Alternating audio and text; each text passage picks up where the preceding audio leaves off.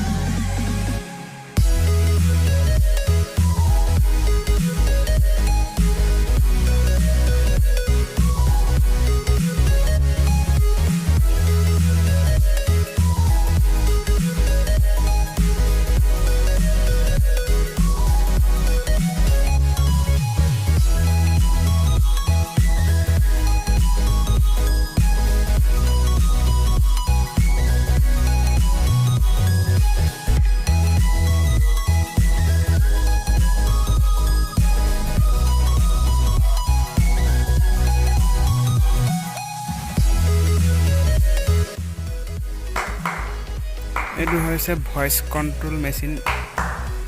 ইয়াক হাতেৰে কণ্ট্ৰোল কৰিব পাৰি